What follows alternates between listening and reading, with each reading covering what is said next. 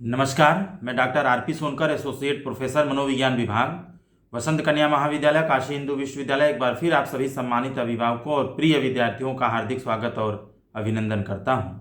प्रिय विद्यार्थियों, आज मैं एक दूसरे महत्वपूर्ण मुद्दे पर आपसे बात करूंगा और जिस मुद्दे पर मैं आपसे बात करने वाला हूं यह बीएचयू मेन डिपार्टमेंट और सभी एफिलिएटेड कॉलेजेस में, यदि आप यूजी सेकेंड ईयर में हैं यानी आप थर्ड सेमेस्टर में हैं, तो आप थर्ड सेमेस्टर में एक एलिमेंट्री स्टैटिस्टिक्स वाला पेपर पढ़ते हैं।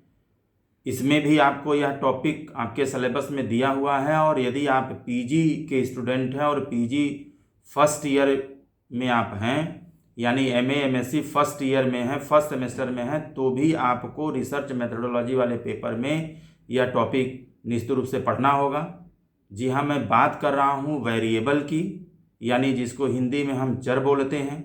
तो वेरिएबल क्या होता है, यह कितने तरह का होता है और वेरिएबल के कंट्रोल करने की कौन कौन सी टेक्निक्स होती हैं, जिन्हें techniques to control of extraneous variable भी कहा जाता है। इन्हीं तमाम मुद्दों पर मैं आपसे बात करूंगा। एक बार मैं पुनः आपको याद दिला दूं कि यह टॉपिक यूजी और पीजी दोनों में, यानी यूजी थर्ड सेमेस्टर और पीजी फर्स्ट सेमेस्टर में यह टॉपिक आपके रिसर्च या स्टैटिस्टिक्स वाले पेपर में है। तो आज हम लोग इसी वेरिएबल या चर के बारे में विस्तृत तरीके से जानेंगे।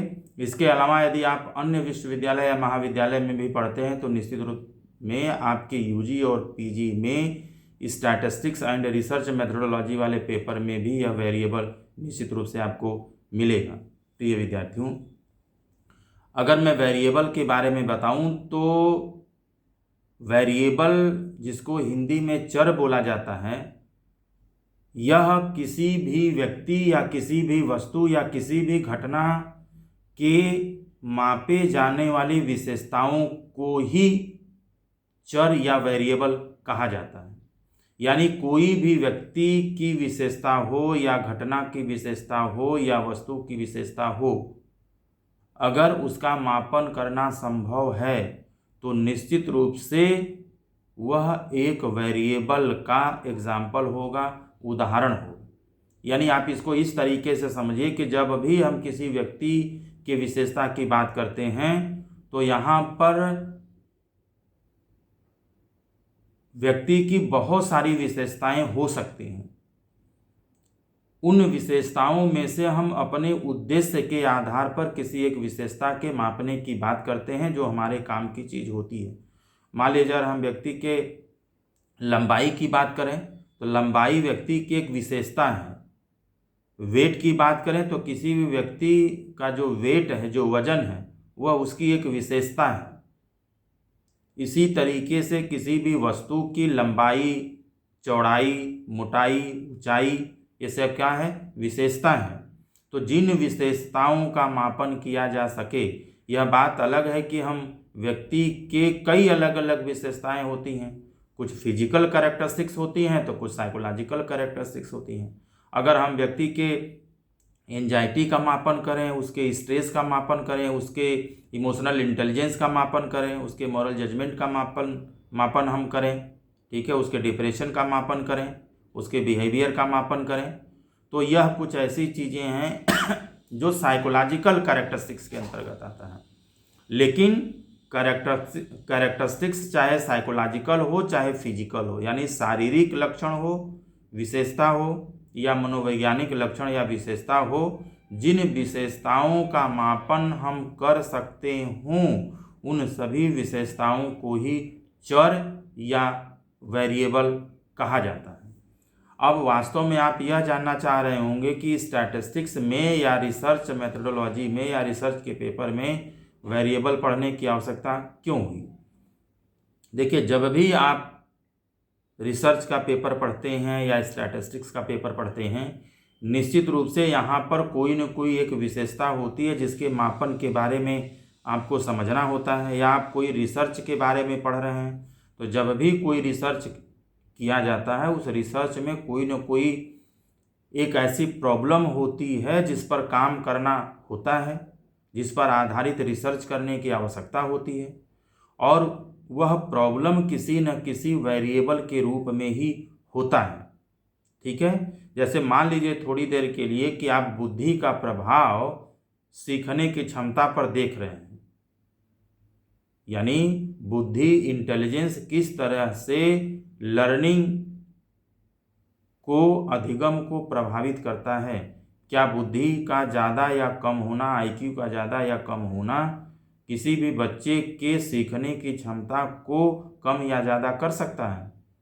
अब इसको आपने जो ये दो, अगर इस पर आधारित आप रिसर्च कर रहे हैं तो यहाँ पर दो वेरिएबल हो गया, एक बुद्धि है, इंटेलिजेंस है, आईक्यू है, और दूसरे तरफ लर्निंग है, यानी सीखने की क्षमता है। तो अब यहाँ पर इसको वेरिएबल हम क्यों कहेंगे? क्योंकि बुद्धि जो है, जो इंटेलिजेंस है, इसका हम मापन कर सकते हैं। हम किसी भी व्यक्ति के बुद्धि का मापन करके बता सकते हैं कि बुद्धि व्यक्ति की किस लेवल की है। क्या वो एवरेज बुद्धि वाला है, औसत बुद्धिमान है, या औसत से अधिक बुद्धिमान है, या औसत से कम बुद्धिमान है। यानी एवरेज इंटेलिजेंस है, एवरेज आईक्यू है, कि एबव एवरेज आईक्यू है, कि बिलो एवरेज आईक्यू है, इसका निर्धारण हम कर सकते हैं। यानी बुद्धि जो व्यक्ति की, बच्चे की एक विशेषता है, एक मनोवैज्ञानिक विशेषता है, इस विशेषता का मापन किया जा सकता है, इसलिए वेरिएबल है। और दूसरी तरफ जो लर्निंग है, अधिगम है, अधिगम की क्षमता का भी, अधिगम एक विशेषता है, एक साइकोलॉजिकल कैरेक्टरिस्टिक्स है। सीखना किसी व्यक्ति की एक मनोवैज्ञानिक विशेषता है, और इसका भी मापन हम कर सकते हैं। यानी वह अधिक चीज़ों को याद कर पाता है या कम चीज़ों को याद कर पाता है, कितना समय लेता है, कितना अधिक दिनों के लिए, घंटों के लिए वो याद करता है, ये सारी चीज़ें कितना अच्छी तरीके से याद करता है, ये सारी चीज़ें भी ऐसी विशेषता है जिसका मापन हम कर सकते हैं। तो यहाँ पर बुद्धि और अधिगम दो वेरिएबल हैं जिस पर आधारित रिसर्च अगर किया जा रहा है, तो यहाँ पर ये दोनों वेरिएबल या चर के उदाहरण हैं, और ये इसलिए हैं क्योंकि इनका मापन करना जरूरी है, इनका मापन करना संभव है, और यह किसी व्यक्ति की विशेषता है, मनोवैज्ञानिक विशेषता है, और इसी पर आधारित रिसर्च किया जा रहा है। हालांकि बहुत मनोवैज्ञानिकों ने, कई सारे मनोवैज्ञानिकों ने अपने अपने हिसाब से समय समय पर वेरिएबल को या चर को डिफाइन किया है। आप इसको कहीं भी, किसी भी बुक में, स्टैटिस्टिक्स की या रिसर्च की जो बुक है, आप उसमें पढ़ सकते हैं, आपको मिल जाएगा। एक चीज़ मैं आपको बताऊं, जैसे आप डी अमेटो की भी परिभाषा को देखें, मैकगुगन की परिभाषा को देखें, गैरेट की परिभाषा को देखें, तो सारे लोगों ने यही बात कही है कि किसी भी व्यक्ति या वस्तु या घटना के मापे जाने वाली विशेषताओं को ही चर कहा जाता है। इसके जैसे मैं अभी लंबाई की बात कर रहा था, मैं अभी वेट की बात कर रहा था, मैं अभी किसी वस्तु के लंबाई, चौड़ाई, ऊंचाई, मोटाई की बात कर रहा था, या हम साइकोलॉजिकल कैरेक्टरिस्टिक्स के अंतर्गत हम स्ट्रेस ले सकते हैं, डिप्रेशन ले सकते हैं, टेंशन ले सकते हैं, इमोशनल इंटेलिजेंस ले सकते हैं, मॉरल जजमेंट ले सकते हैं, तमाम इंटेलिजेंस ले सकते हैं, तमाम तरह की चीज़ों, ये जो हैं ये वेरिएबल के उदाहरण हो सकते हैं जिनका मापन हम संभव तरीके से कर सकते हैं। प्रिय विद्यार्थियों, इसका मतलब क्या हुआ कि व्यक्ति या वस्तु या किसी भी घटना की ऐसी विशेषताएं जिनका मापन हम न कर पाएँ, उनको वेरिएबल हम नहीं कह सकते। अब जैसे मान लीजिए कि हमें अगर ट्रस्ट को मेजर करना हो, ट्रस्ट, विश्वास को मेजर करना हो, आस्था को मेजर करना हो, प्यार को मेजर करना हो, दुख को मेजर करना हो, तो ये तमाम तरह की ऐसी चीज़ें हैं जिनका हम मापन नहीं कर सकते। कैसे बता सकते हैं कि आस्था हमारा किसी चीज़ में कितना है? ठीक है, इसको साधारण तरीके से मापना बहुत ही कठिन है, इसलिए इसे हम वेरिएबल का नाम नहीं दे सकते। यानी इसको मापने के लिए जब तक हमारे पास स्केल नहीं होगा, जिन स्केल का, जिन पैमानों का उपयोग करके हम इसे माप नहीं पाएंगे, तो फिर इन चीज़ों को चर की संज्ञा नहीं दिया जा सकता, चर के अंतर्गत नहीं रखा जा सकता। प्रिय विद्यार्थियों, आप जब भी चर या वेरिएबल की बात करते हैं, वेरिएबल का जो मापन है वह दो रूपों में किया जाता है। खास तौर से जितने भी तरह के रिसर्च होते हैं, उन रिसर्च को अगर हम दो भागों में बांट दें, यानी qualitative research and quantitative research दो भागों में बांट दें, तो क्वालिटेटिव रिसर्च में तमाम तरह के, क्वालिटेटिव रिसर्च का मतलब होता है कि जहां पर व्यक्ति की विशेषताओं के आधार पर कोई रिसर्च किया जा रहा है, यानी क्वालिटेटिव कैरेक्टरिस्टिक्स महत्वपूर्ण होता है। जैसे अगर हम किसी विशेष रेस की बात करें, सेक्स की बात करें, यानी जेंडर की बात करें, रिलीजन की बात करें, लैंग्वेज की बात करें, ठीक है, क्लासेस की बात करें, सोशियो इकोनॉमिक स्टेटस की बात करें, ये सब क्वालिटेटिव एक तरह से वेरिएबल हैं, क्योंकि यह किसी भी व्यक्ति की विशेषता से संबंधित हैं। और इसीलिए क्वालिटेटिव रिसर्च में इन तरह के वेरिएबल या चरों का मापन करने के लिए नॉमिनल या ऑर्डिनल स्केल का उपयोग किया जाता है। हालांकि विस्तृत जानकारी के लिए जो लेवल ऑफ मेजरमेंट या स्केल ऑफ मेजरमेंट वाला जो मैंने पिछला वीडियो बनाया था, आप वहाँ पर विस्तृत जानकारी ले सकते हैं, सुन सकते हैं। और दूसरा जो क्वांटिटेटिव रिसर्च किया जाता है, जहाँ पर हम मैथमेटिकल प्रोसेस का, मैथमेटिकल एक्टिविटीज़ का, प्रक्रियाओं का उपयोग करते हैं, न्यूमेरिकल्स की चीज़ों को हम शामिल करते हैं या संख्याओं का उपयोग करते हैं। इन चीज़ों का उपयोग करने के बाद जिस तरह का रिसर्च होता है उसे आप क्वांटिटेटिव रिसर्च कहते हैं। यानी क्वांटिटेटिव जो रिसर्च होता है उसमें संख्याओं का, मैथमेटिकल एक्टिविटीज़ का भी उपयोग किया जाता है। जैसे अगर मान लीजिए हम टाइम की बात करें, मनी की बात करें, एज की बात करें, लेंथ की बात करें, तो ये सारी चीज़ों में एक न्यूमेरिकल इसकी कैरेक्टरिस्टिक होती है, एक संख्याओं का उपयोग किया जाता है। मैथमेटिक्स के कुछ सामान्य चीज़ों का यहाँ पर उपयोग किया जाता है। और इसीलिए जब क्वांटिटेटिव रिसर्च किया जाता है तो इसके अंतर्गत आने वाले वेरिएबल्स जो हैं, जो चर हैं, जैसे मान लीजिए हम टाइम की बात कर रहे हैं, आगे आपको बहुत और भी विस्तार से मैं समझाऊंगा। अब टाइम को हम घंटे में, मिनट में, सेकंड में, एकदम लोवेस्ट वैल्यू तक भी हम इसको बता सकते हैं, या आप मनी को भी ज़्यादा से कम, एकदम कम तक बता सकते हैं, ठीक है। इसी तरीके से एज की भी बात कर सकते हैं, इतने साल, इतने महीने, इतने दिन, ठीक है। तो इसको हम जो न्यूमेरिकल्स है इसके माध्यम से भी बता सकते हैं, नंबर्स के माध्यम से भी कर सकते हैं। और इसीलिए इस तरह के वेरिएबल का मापन करने के लिए जो स्केल है उसमें इंटरवल स्केल और रेशियो स्केल का उपयोग हम करते हैं। प्रिय विद्यार्थियों, अब अगर हम जल्दी से टाइप्स ऑफ वेरिएबल्स की बात करें, कितने तरह के वेरिएबल होते हैं या चरों के प्रकार क्या हैं। देखिए, चरों के प्रकार या टाइप्स ऑफ वेरिएबल्स में इसको कई अलग अलग क्राइटेरिया में बांटा गया है और उसके बाद इसको बताने की कोशिश की गई है। सबसे पहला यदि हम पार्ट की बात करें, सबसे पहले यदि हम प्रकार की बात करें, तो इसमें IV, DV and relevant variables को एक साथ रखा गया है।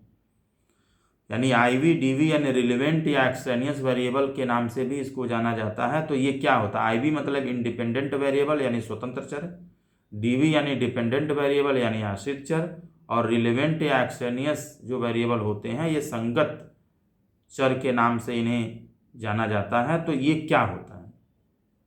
सबसे पहले अगर हम आईवी की बात करें, जिसको इंडिपेंडेंट वेरिएबल बोला जाता है, यह एक ऐसा वेरिएबल होता है, यानी यह एक ऐसी विशेषता होती है जिसको जब हम रिसर्च में, यानी इंडिपेंडेंट वेरिएबल जो भी होते हैं उनका मापन हम कर सकते हैं, इसीलिए इनको वेरिएबल का नाम दिया गया है। लेकिन इंडिपेंडेंट वेरिएबल वो वेरिएबल होता है जिनमें हम या कोई रिसर्चर मैनिपुलेशन कर सकता है। यानी जिस वेरिएबल में मैनिपुलेशन किया जाए उसे ही इंडिपेंडेंट वेरिएबल या स्वतंत्र चर का नाम दिया गया है। और मैनिपुलेशन करने के कारण जो प्रभाव हमें दिखता है या जिस पर प्रभाव हमें दिखता है उसे डिपेंडेंट वेरिएबल या आश्रित चर के नाम से जाना जाता है। अब थोड़ी देर के लिए आप समझ लीजिए कि मान लीजिए कि हम लैंग्वेज का इफेक्ट हम अगर लर्निंग पर देखना चाहते हैं, भाषा का प्रभाव यदि हम अधिगम पर देखना चाहते हों, क्या भाषा का प्रभाव यानी भाषा के बदलने से सीखने की क्षमता में या दर में कमी या वृद्धि होती है? तो यहाँ पर निश्चित रूप से जो लैंग्वेज है यह आईवी होगा, इंडिपेंडेंट वेरिएबल होगा, क्योंकि रिसर्चर अलग अलग भाषाओं का उपयोग कर सकता है और उसका प्रभाव लर्निंग पर जान सकता है। ठीक है, लेकिन भाषा बदल देने से हो सकता है कि मान लीजिए अगर किसी भी व्यक्ति के सेम सब्जेक्ट की परीक्षा अगर हिंदी में हो रही है तो उसका नंबर कुछ और आ रहा है। ठीक है, और उसी सब्जेक्ट की परीक्षा यदि उसको इंग्लिश में देना हो रहा है तो उसका जो नंबर है, जो परफॉर्मेंस है, जो लर्निंग है, वो कुछ और हो रहा है। संस्कृत में देना हो जा रहा है, सेम क्लास है, सेम सिलेबस है, सेम टॉपिक है, सेम एग्जामिनेशन है, सेम कैंडिडेट है, तो उसका परफॉर्मेंस बदल जा रहा है। तो जो लैंग्वेज का असर हम उसके लर्निंग पर देख रहे हैं, परफॉर्मेंस पर देख रहे हैं, यहाँ पर जो लैंग्वेज होगा वह आईवी की तरह से होगा, इंडिपेंडेंट वेरिएबल होगा, क्योंकि हम भाषा पर हमारा नियंत्रण है। हम भाषा को मैनिपुलेट कर सकते हैं, यानी एक भाषा की जगह पर दूसरा और तीसरे भाषा का उपयोग कर सकते हैं। रिसर्चर के ऊपर है और जिस तरह का रिसर्च करना चाहता है उसके हिसाब से उसका प्रभाव वो लर्निंग पर देख सकता है।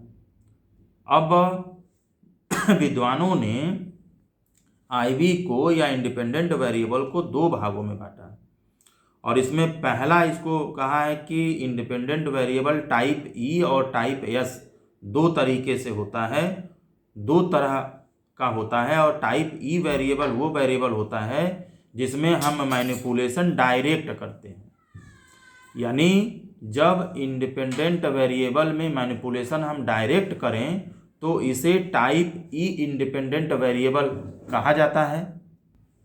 जैसे मान लीजिए कि अगर हम लैंग्वेज का इफेक्ट लर्निंग पर देखना चाहते हैं तो यहाँ पर जो लैंग्वेज है इसमें डायरेक्ट मैनिपुलेशन किया जा सकता है, यानी रिसर्चर के हाथ में है कि वह लैंग्वेज को बदल सकता है। एक बार हिंदी सेम सिलेबस को, सेम सब्जेक्ट को एक बार हिंदी में पूछ के परीक्षा ले सकता है, एक बार इंग्लिश में पूछ के परीक्षा ले सकता है, या एक बार संस्कृत में, अलग अलग भाषाओं का उपयोग कर सकता है जैसा उसका उद्देश्य है, जिस तरह का काम, जिस तरह का रिसर्च वो करना चाहता है। या मान लीजिए डिफ़िकल्टी लेवल का इफेक्ट हम लर्निंग पर देखना चाहते हैं, तो यहाँ पर डिफ़िकल्टी लेवल क्या हो गया, आईवी हो गया, और लर्निंग क्या हो गया, डीवी हो गया। तो डिफ़िकल्टी लेवल में भी जो मैनिपुलेशन है वह डायरेक्ट रूप से रिसर्चर कर सकता है, यानी क्वेश्चन पेपर का जो डिफ़िकल्टी लेवल है वह आसान भी कर सकता है, कठिन भी कर सकता है, बहुत आसान कर सकता है, बहुत कठिन कर सकता है। तो डिफ़िकल्टी लेवल में मैनिपुलेशन या घटाना बढ़ाना डिफ़िकल्टी लेवल को ये रिसर्चर के हाथ में होता है और इसका इफेक्ट वह लर्निंग पर देख सकता है। और चूंकि डिफ़िकल्टी लेवल या लैंग्वेज को वह डायरेक्ट घटा या बढ़ा सकता है, परिवर्तित कर सकता है, इसलिए इसको बोला जाएगा कि डायरेक्ट मैनिपुलेशन है। तो इसीलिए इसको टाइप ई इंडिपेंडेंट वेरिएबल कहा जाता है। जबकि टाइप एस जो इंडिपेंडेंट वेरिएबल होता है वह एक ऐसा वेरिएबल होता है जिनमें डायरेक्ट मैनिपुलेशन नहीं किया जा सकता, संभव नहीं होता है। मैनिपुलेशन तो होता है लेकिन डायरेक्ट मैनिपुलेशन करना रिसर्चर के हाथ में नहीं होता है। जैसे मान लीजिए कि हम एज की बात करें या सेक्स की बात करें या रिलीजन की बात करें, तो ये कभी कभी क्या होता है कि कुछ चीज़ों में डायरेक्ट मैनिपुलेशन संभव होता है जिसे हम टाइप ई एक्सटेनियस टाइप ई इंडिपेंडेंट वेरिएबल कहते हैं, लेकिन जब हम टाइप एस की बात करते हैं तो इसमें मैनिपुलेशन डायरेक्ट नहीं हो पाता है या डायरेक्ट मैनिपुलेशन करना संभव नहीं होता। जैसे मान लीजिए कि अगर हम बुद्धि का प्रभाव जो है अधिगम पर देखना चाहते हैं, यानी इंटेलिजेंस का प्रभाव हम लर्निंग पर देखना चाहते हैं। तो यहाँ पर जो इंटेलिजेंस है, जो आईक्यू है, इस आईक्यू में डायरेक्ट मैनिपुलेशन नहीं किया जा सकता। ठीक है, यानी मान लीजिए कि अगर किसी बच्चे का 100 आईक्यू है, ठीक है, एक औसत में बता रहा हूँ कि मान लीजिए कि अगर किसी बच्चे का आईक्यू 100 है या 110 है और उसका हम प्रभाव लर्निंग पर देख रहे हैं कि किस तरीके से वो चीज़ों को सीख पा रहा है, और यहाँ पर हम उस बच्चे का जिसका आईक्यू 100 है उसके आईक्यू को बढ़ा के 110 नहीं कर सकते, उसके आईक्यू को बढ़ा करके 120 नहीं कर सकते, या उसके आईक्यू को घटा करके हम 90 या 80 नहीं कर सकते। यह हमारे हाथ में नहीं है, यानी हम आईक्यू में कभी भी डायरेक्ट मैनिपुलेशन नहीं कर सकते, उसको घटा बढ़ा नहीं सकते। जिस तरीके से घड़ी में हम टाइम को सेट कर लेते हैं अपनी इच्छा अनुसार, हम 10 बजा लें, 12 बजा लें, क्योंकि वो हमारे हाथ में है, लेकिन आईक्यू को हमारे हाथ में नहीं है कि हम उसको सेट कर लें। तो यहाँ पर किसी एक बच्चे की जो बुद्धि है, उसी बुद्धि के लेवल पर, उसी आईक्यू के आधार पर हम लर्निंग पर उसका प्रभाव देख सकते हैं। और यदि हमें उससे ज़्यादा आईक्यू वाले बच्चों के बुद्धि का प्रभाव यदि हमें लर्निंग पर देखना होगा, तो फिर दूसरे बच्चों पर हमें काम करना पड़ेगा जिनकी बुद्धि इस बच्चे की बुद्धि से ज़्यादा है। यानी मान लीजिए 120 आईक्यू पर देखना चाहते हैं तो 120 आईक्यू वाले बच्चों को लेना पड़ेगा। इस बच्चे की बुद्धि को हम 120 नहीं कर सकते।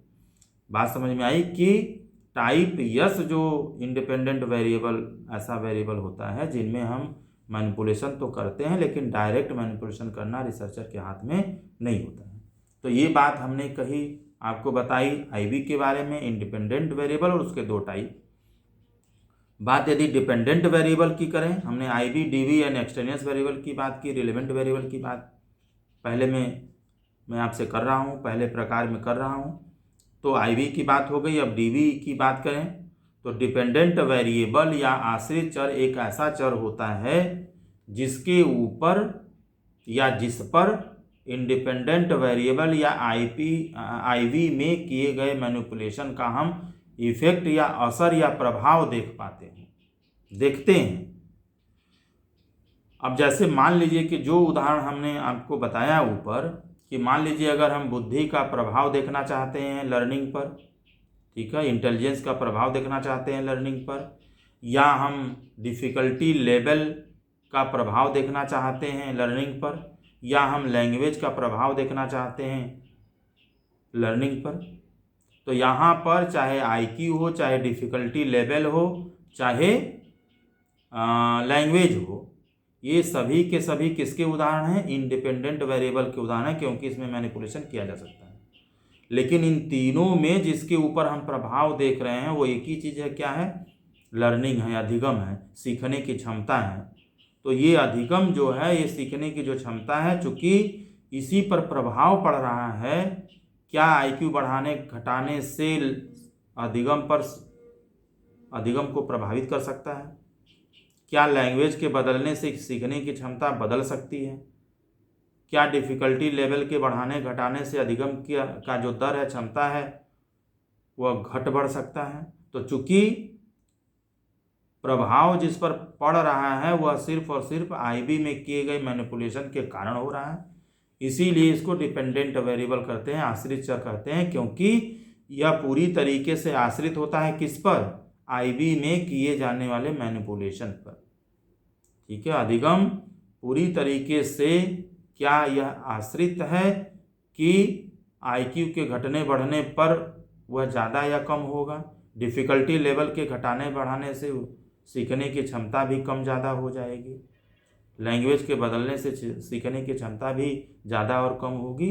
तो चूंकि ये प्रभावित हो रहा है, इसीलिए इसको डिपेंडेंट वेरिएबल या आश्रित चर के नाम से जाना जाता है। अब बात यदि हम तीसरे वेरिएबल की करें, इसी का जो तीसरा पार्ट है जिसको हम रिलेवेंट वेरिएबल या एक्सटेनियस वेरिएबल कहते हैं।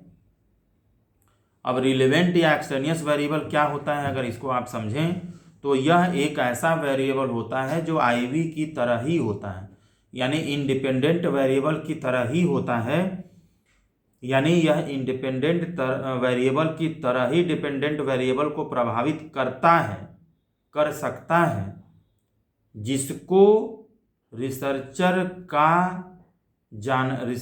को जानना जरूरी नहीं है या इस पर आधारित रिसर्च करना जरूरी नहीं है। एक बार फिर से समझिएगा कि जो एक्सट्रेनियस वेरिएबल या रिलेवेंट वेरिएबल होता है वह आईवी की तरह से ही दूसरे वेरिएबल्स होते हैं जिन पर रिसर्च करना या जिसके बारे में जानना रिसर्चर का, शोधकर्ता का उद्देश्य नहीं होता है, और ये आईवी की तरह से डिपेंडेंट वेरिएबल को प्रभावित करते हैं। तो अब आप कहेंगे कि इससे समस्या क्या है? समस्या यह है कि हम यदि मान लीजिए कि यदि हम डिफ़िकल्टी लेवल का प्रभाव हम लर्निंग पर देख रहे हैं, प्रश्नों के कठिनाई स्तर का प्रभाव हम सीखने की क्षमता पर देख रहे हैं, तो यहाँ पर जो डिफ़िकल्टी लेवल है, कठिनाई जो स्तर है, यह आईवी हो गया, और सीखना क्या हो गया? डीवी हो गया, डिपेंडेंट वेरिएबल हो गया। यानी डिफ़िकल्टी लेवल को बढ़ाना या घटाना यहाँ पर रिसर्चर के हाथ में है, और डिफ़िकल्टी लेवल को बढ़ा प्रश्नों को कठिन कर देने से, प्रश्नों को आसान तरीके से पूछने से या बताने से क्या अधिगम बढ़ सकता है या घट सकता है, इस तरह की परिस्थिति है। तो यहाँ पर आईवी तो हो गया डिफ़िकल्टी लेवल, और डीवी क्या हो गया? सीखना हो गया। तो यहाँ पर एक्सट्रेनियस वेरिएबल कैसे होगा? तो मैंने कहा कि आईवी की तरह ही ऐसे दूसरे वेरिएबल होते हैं जो डिपेंडेंट वेरिएबल यानी लर्निंग को, यानी अधिगम को, यानी सीखने की क्षमता को प्रभावित करते हैं। तो ऐसे दूसरे वेरिएबल हो सकते हैं, जैसे मान लीजिए आईक्यू हो गया, एक्सपीरियंस हो गया, ठीक है। अब मान लीजिए कि अब आप किसी भी ग्रुप को या किसी भी बच्चे को डिफ़िकल्टी लेवल के आधार पर उसको कोई चीज़ आप सिखा रहे हैं। एक बार आसान कोई प्रश्न दे दिया याद करने के लिए, उसने याद कर लिया। थोड़ा और कठिन दिया याद करने के लिए, हो सकता है उतने अच्छे तरीके से याद न कर पाया हो। थोड़ा और कठिन दे दिया, एकदम याद नहीं कर पाया। तो बच्चे के याद करने की क्षमता कठिनाई के स्तर पर डिपेंड करती है। सरल है तो जल्दी याद कर लिया, कठिन है तो थोड़ा देर में याद किया, एकदम कठिन है तो याद ही नहीं कर पाया। तो अगर बात यहीं तक हो तो हम अच्छे तरीके से एक्सप्लेन कर सकते हैं कि कठिनाई स्तर जितना ही ज़्यादा हम कर देंगे उतना ही बच्चे में अधिगम से संबंधित समस्या उत्पन्न होगी, यानी उसको याद नहीं कर पाएगा। लेकिन अगर मान लीजिए कि यहाँ पर आईक्यू एक ऐसा वेरिएबल हो सकता है, इंडिपेंडेंट वेरिएबल की तरह से ही हो सकता है, लेकिन हम आईक्यू को जोड़ करके रिसर्च नहीं करना चाह रहे हैं। आईक्यू के आधार पर यहाँ पर अधिगम को मापना हमारा उद्देश्य नहीं है। हमारा अधिगम को मापना सिर्फ और सिर्फ डिफ़िकल्टी लेवल के आधार पर उद्देश्य है। तो अब अगर मान लीजिए कि आईक्यू के आधार पर अगर हमने कंट्रोल नहीं किया तो किसी भी बच्चे को चाहे हम आसान प्रश्न पूछेंगे तो भी वो अच्छा कर लेगा, थोड़ा कठिन प्रश्न पूछेंगे तब भी वो अच्छा कर लेगा, और भी कठिन प्रश्न पूछेंगे तो भी वो अच्छा कर लेगा, क्योंकि जितना ज़्यादा प्रभाव प्रश्नों की कठिनाई स्तर को बदलने का पड़ रहा है उतना ही ज़्यादा प्रभाव सीखने पर उसके बुद्धि या आईक्यू का पड़ रहा है। और यहाँ पर हमें आईक्यू को या बुद्धि पर रिसर्च करना जरूरी नहीं है, ठीक है। तो यहाँ पर मान लीजिए, इसको और अच्छे तरीके से समझिए, मान लीजिए दो हमारे पास ग्रुप है। एक ऐसा ग्रुप है जिस पर हम मतलब समस्या दोनों की एक ही है कि हम डिफ़िकल्टी लेवल का प्रभाव हम देखना चाहते हैं लर्निंग पर। एक ऐसा ग्रुप है जिसमें सभी लोगों की आईक्यू लगभग एक बराबर है, ठीक है। और दूसरा एक ऐसा ग्रुप है जिसमें आईक्यू पहले ग्रुप की तुलना में ज़्यादा है, ठीक है। ज़्यादा या कम दोनों हैं, लेकिन पहले की तुलना में आईक्यू के आधार पर दूसरे ग्रुप में अंतर है। अब डिफ़िकल्टी लेवल की अगर हम बात करें, यानी एक ही तरह का प्रश्न हम ग्रुप ए को भी दें, ग्रुप बी को भी दें, तो ग्रुप ए के बच्चे डिफ़िकल्टी लेवल को चेंज करने के बाद लर्निंग जो होगी उनकी प्रभावित हो जाएगी, कम हो जाएगा, ज़्यादा हो जाएगा। लेकिन ग्रुप बी में जिनका आईक्यू पहले से ज़्यादा है उनके ऊपर डिफ़िकल्टी लेवल का बहुत प्रभाव नहीं पड़ेगा, क्योंकि उनके पास इतनी बुद्धि है कि प्रश्नों का कठिन होने के बावजूद भी उसको याद कर लेंगे। तो यहाँ पर जो अनचाहा जो प्रभाव है, यानी ऐसे वेरिएबल, यानी आईवी से मिलते जुलते ही दूसरे ऐसे वेरिएबल जो डिपेंडेंट वेरिएबल को प्रभावित करते हो, जिनको मापना या जिनके बारे में रिसर्च करना रिसर्चर का उद्देश्य नहीं होता है, को ही हम एक्सटेनियस वेरिएबल या रिलेवेंट वेरिएबल कहते हैं। और यह रिलेवेंट वेरिएबल या एक्सटेनियस वेरिएबल 3 तरह के होते हैं। पहला जो होता है वो सब्जेक्ट रिलेटेड एक्सटेनियस वेरिएबल होते हैं। इसका मतलब ये है कि यहाँ पर एक्सटेनियस वेरिएबल किसी भी व्यक्ति या सब्जेक्ट की विशेषताओं से संबंधित होगा, इसलिए इसको सब्जेक्ट रिलेटेड एक्सटेनियस वेरिएबल कहा जाता है। अब जैसे मान लीजिए एज हो गया, सेक्स हो गया, आईक्यू हो गया, मोटिवेशन हो गया, और भी तमाम एग्जाम्पल हो सकते हैं। यह सब्जेक्ट रिलेटेड क्यों है? क्योंकि यह किसी भी व्यक्ति की एक व्यक्तिगत और प्रमुख विशेषता हो सकती है।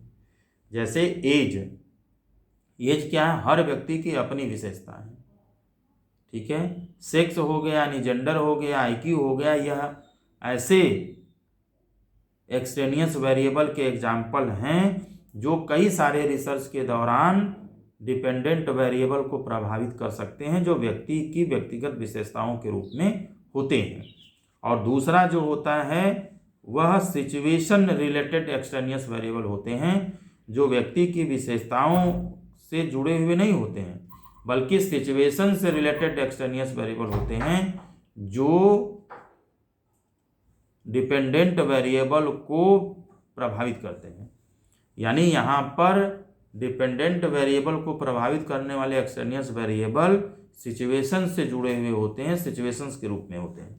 अब जैसे मान लीजिए टेम्परेचर हो गया, या नॉइस हो गया, या लाइट हो गया, या सीटिंग अरेंजमेंट हो गया, या नेचर ऑफ टास्क हो गया, या ऐसी चीज़ें हैं जो निश्चित रूप में सिचुएशन से रिलेटेड होती हैं। अब मान लीजिए कि हम डिफ़िकल्टी लेवल का इफेक्ट अगर लर्निंग पर देख रहे हैं, तो यहाँ पर डिफ़िकल्टी लेवल तो ठीक है, उसमें मैनिपुलेशन का असर लर्निंग पर पड़ सकता है, लेकिन हो सकता है कि नॉइस का भी प्रभाव पड़े। बहुत ज़्यादा शोरगुल हो रहा है तो निश्चित रूप से लर्निंग पर यह प्रभाव डाल सकता है, ठीक है। बहुत ज़्यादा लाइट ज़्यादा है या लाइट कम है, यह भी निश्चित रूप से सीखने की क्षमता पर प्रभाव डाल सकता है, सीखने के दर पर प्रभाव डाल सकता है। तो चूंकि इनका भी मापना रिसर्चर का उद्देश्य नहीं है, इस पर रिसर्च करना रिसर्चर का उद्देश्य नहीं है, इसलिए चूंकि यह लर्निंग को प्रभावित कर रहा है, इसलिए इसका भी कंट्रोल करना ज़रूरी है, इसको भी नियंत्रित करना ज़रूरी है। और इसीलिए इसको भी एक्सटेनियस वेरिएबल का नाम दिया गया है, जो सिचुएशन से रिलेटेड होता है। तो ये विद्यार्थियों, अगर हम तीसरे इसके प्रकार की बात करें, यानी एक्सटेनियस वेरिएबल का जो तीसरा प्रकार है, यह सीक्वेंस रिलेटेड एक्सटेनियस वेरिएबल होता है। और यहाँ पर सब्जेक्ट रिलेटेड नहीं होता है, सिचुएशन से रिलेटेड नहीं होता है, बल्कि सीक्वेंस से रिलेटेड एक्सटेनियस वेरिएबल होता है। और यह भी डिपेंडेंट वेरिएबल को प्रभावित होता है, जिसके बारे में जानना बहुत ही ज़रूरी होता है। अब जैसे मान लीजिए कि कोई एक ऐसा एक्सपेरिमेंटल कंडीशन है, खासतौर से एक्सपेरिमेंटल कंडीशन की अगर हम बात करें, जहाँ पर एक ही सब्जेक्ट को या एक ही सब्जेक्ट ग्रुप को हम कई ट्रीटमेंट कंडीशन में कई अलग अलग समूहों में हम शामिल कर रहे हैं, कई अलग अलग कंडीशन में हम शामिल कर रहे हैं, ठीक है। जैसे मान लीजिए एक ही बच्चे को कंडीशन ए में, कंडीशन बी में, कंडीशन सी में हम उपयोग कर रहे हैं, या हम एक ही बच्चे के ग्रुप को, या एक ही ग्रुप में जितने बच्चे हैं, मान लीजिए 10 बच्चों का एक ग्रुप है, उनका हम 3 अलग अलग कंडीशन में उनके ऊपर कोई रिसर्च कर रहे हैं।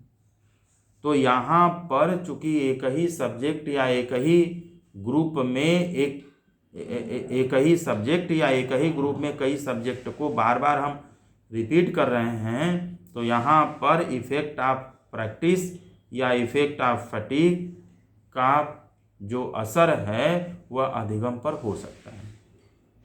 मान लीजिए एक ही बच्चे को अगर हम पहले वाले भी कंडीशन में अगर हम उपयोग करें तो यहाँ पर दूसरे में भी तीसरे में भी तो हो सकता है कि पहले का जो अनुभव हो वह दूसरे में काम आ जाए, पहले और दूसरे का अनुभव जो है वो तीसरे में काम आ जाए। ठीक है, जैसे मान लीजिए कि अगर कोई एक ऐसा बच्चा है जो कई इंटरव्यू, एक ही दिन में उसको 3 इंटरव्यू देना है, मान लीजिए, थोड़ी देर के लिए समझिए, एक ही दिन में उसको 3 इंटरव्यू देना है। पहले जगह इंटरव्यू उसने दिया तो वहाँ पर जो भी परफॉर्मेंस उसका रहा, जब दूसरे जगह वो इंटरव्यू देने गया उसी दिन कुछ घंटे बाद, तो वहाँ पर हो सकता है उसका परफॉर्मेंस और बेटर हो जाए, क्योंकि अभी थोड़ी देर पहले उसी से संबंधित क्वेश्चन पूछा गया था। और फिर मान लीजिए उसी दिन तीसरी बार जब उसको इंटरव्यू तीसरे जगह देना हुआ तो उस पर थोड़ा और उसका जो परफॉर्मेंस वो बेटर हो जाएगा, क्योंकि यहाँ पर पिछले दो इंटरव्यू के एक्सपीरियंसेस वहाँ पे जुड़ जाएंगे और भी कॉन्फिडेंटली वो चीज़ों को बता पाएगा। तो ऐसा भी हो सकता है कि एक्सपीरियंस का फ़ायदा मिल जाए, प्रैक्टिस का फ़ायदा मिल जाए, या फैटिक की वजह से बार बार 3 जगहों पर काम करने की वजह से वह अपना एक्चुअल जो परफॉर्मेंस है वह प्रदर्शित न कर पाए। तो सीक्वेंस से रिलेटेड भी कुछ एक्सटेनियस वेरिएबल होते हैं जो डिपेंडेंट वेरिएबल को प्रभावित करते हैं, जिनके बारे में भी जानना बहुत जरूरी। इस तरीके से पहले प्रकार के अंतर्गत हमने आईवी, डीवी और एक्सटेनियस या रिलेवेंट वेरिएबल के बारे में बात की। दूसरा जो प्रकार है चर का जो प्रकार है उसको हम एक्टिव एंड एट्रीब्यूट वेरिएबल के नाम से जानते हैं। अब एक्टिव और एट्रीब्यूट वेरिएबल क्या होता है? एक्टिव वेरिएबल वो वेरिएबल होता है जिसमें मैनिपुलेशन करना संभव होता है। ठीक है, यानी जिनमें हम डायरेक्ट मैनिपुलेशन कर सकते हैं। इस तरह आप इसको इस तरीके से समझिए कि एक्टिव वेरिएबल वो वेरिएबल होता है जिनमें मैनिपुलेशन करना संभव होता है और डायरेक्ट मैनिपुलेशन करना भी संभव होता है। ठीक है, अब जैसे मान लीजिए कि हम सीखने पर, फिर वही बात कर रहे हैं, डिफ़िकल्टी लेवल का ही अगर हम प्रभाव देखना चाहते हैं तो डिफ़िकल्टी लेवल का प्रभाव यदि हम सीखने पर देखना चाहते तो हम यहाँ पर डिफ़िकल्टी लेवल का प्रभाव यदि हम देखना चाह रहे हैं लर्निंग पर, तो डिफ़िकल्टी लेवल में या लैंग्वेज में हम डायरेक्ट मैनिपुलेशन कर सकते हैं, इसलिए इसको एक्टिव वेरिएबल का नाम दिया गया है। लेकिन दूसरा जो प्रकार है जिसको हम एट्रीब्यूट वेरिएबल बोल रहे हैं, यह एक ऐसा वेरिएबल होता है जिसमें मैनिपुलेशन संभव तो होता है, मैनिपुलेशन तो किया जा सकता है, लेकिन डायरेक्ट मैनिपुलेशन नहीं किया जा सकता है। अब जैसे इसमें कई सारे एग्जाम्पल, जैसे आईक्यू की बात मैं थोड़ी देर पहले कर रहा था, आईक्यू में मैनिपुलेशन तो किया जा सकता है लेकिन डायरेक्ट मैनिपुलेशन नहीं किया जा सकता। किसी भी बच्चे के आईक्यू को घटाया बढ़ाया नहीं जा सकता, या सोशियो इकोनॉमिक स्टेटस में डायरेक्ट मैनिपुलेशन नहीं किया जा सकता। कोई अगर हाई सोशियो इकोनॉमिक स्टेटस का है तो उसको पुअर सोशियो इकोनॉमिक स्टेटस या लो सोशियो इकोनॉमिक स्टेटस का नहीं बनाया जा सकता। किसी का एज अगर 12 साल है तो उसको घटा करके 11 साल नहीं किया जा सकता, या कोई मेल है तो उसको बदल करके फीमेल नहीं किया जा सकता। तो ये कुछ ऐसे वेरिएबल्स के नाम हैं जिनको एट्रीब्यूट वेरिएबल कहा जाता है, क्योंकि इनमें डायरेक्ट मैनिपुलेशन करना संभव नहीं है। तो अभी तक हम लोगों ने 2 प्रकारों की बात की। पहला जो प्रकार था उसमें आईवी, डीवी और एक्सटेनियस वेरिएबल या रिलेवेंट वेरिएबल था। दूसरा जो प्रकार मैंने बताया उसमें एक्टिव और एट्रीब्यूट वेरिएबल के बारे में हमने बात की। तीसरा जो महत्वपूर्ण प्रकार है जिसको क्वालिटेटिव एंड क्वांटिटेटिव वेरिएबल के नाम से जानते हैं। अब आइए समझते हैं क्वालिटेटिव और क्वांटिटेटिव वेरिएबल क्या होता है।